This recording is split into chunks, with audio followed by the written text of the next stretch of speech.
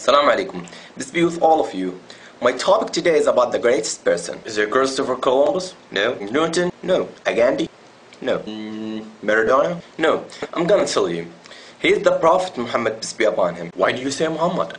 You are Muslim and surely you say Muhammad is the greatest person. It's not because of the fact I'm Muslim. Anyone read his biography, he will know that he is the greatest person. Michael Hart, a non-Muslim, read about the biography of Muhammad and chose Muhammad as the greatest person in his book, The 100 Ranking of the Most Influential Persons in History. Look at what Michael said about why he chose Muhammad. My choice of Muhammad to lead the list of the world's most influential people may be surprised some readers and may be questioned by others, but he was the only man in history who was supremely successful in both the religious and secular levels. Tell me, what do you know about Muhammad? No offense, but what I know is that he was married to a 6-year-old girl. Is that all what you know? You know that the people who are trying to warp Islam are telling you that it was a flaw.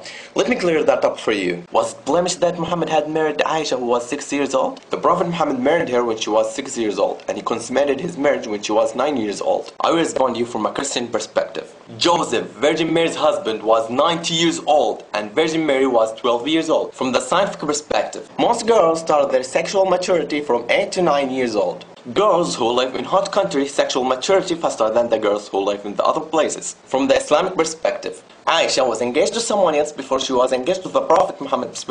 That means she was able to marry at that time. If there was a wrong or blemish, the unbeliever of Quraysh would have criticized Muhammad, because the unbeliever of Quraysh hated Muhammad. The most of you don't know truly about the Prophet Muhammad.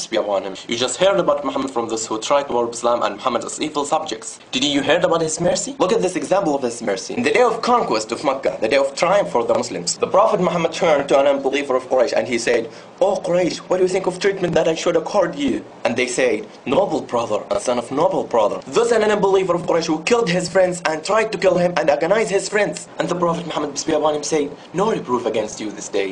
Go your way, you are free." What's the mercy?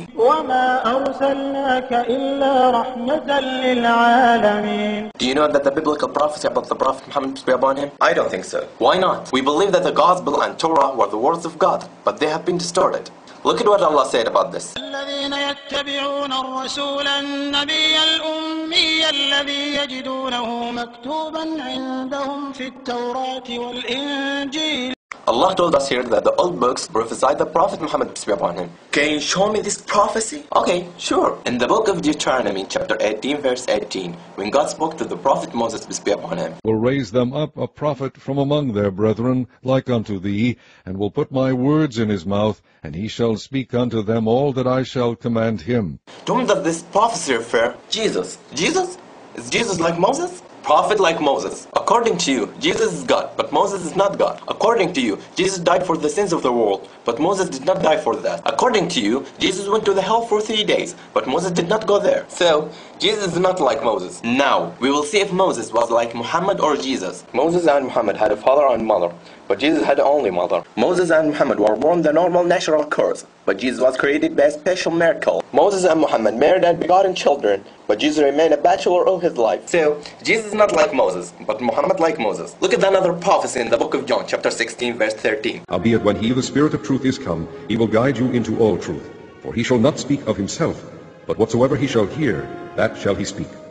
And he will shew you things to come." The Prophet Muhammad, peace be upon him, did show us the truth. The Prophet Muhammad, peace be upon him, disclosed to us what is come. And the Prophet Muhammad, peace be upon him, did not speak on his own initiative. وما ينطق عن الهوى إن هو إلا وحي يوحى. Another prophecy in the book of John, chapter 1, verse 19 to 22. The Jews were asking about the Christ, and Elijah, and the Prophet. And this is the record of John, when the Jews sent priests and Levites from Jerusalem to ask him, "Who art thou?" And he confessed and denied not, but confessed, "I am not the Christ." And they asked him, "What then? Art thou Elias?" And he saith, "I am not." "Art thou that prophet?" And he answered, "No." Then said they unto him, "Who art thou?" They were waiting for the Christ to come. We know that the Christ is Jesus. And they were waiting for Elijah to come. And we know Elijah. And they were waiting for the Prophet to come. But who is that Prophet?